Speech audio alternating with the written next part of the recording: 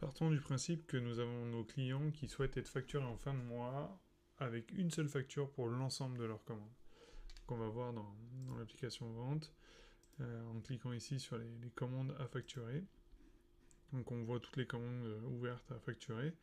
L'idée étant de les sélectionner toutes, tout confondu, puisque c'est valable pour l'ensemble de nos clients. Vous pouvez filtrer pour les clients qui vous concernent si ça concerne que certains des clients.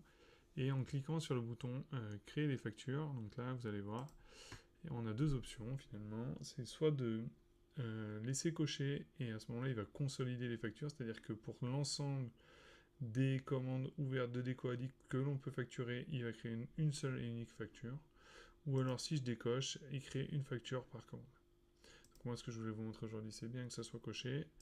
Je vais mettre la période pour les feuilles de temps. Là, comme je suis en anglais, je vais lui mettre la date en anglais.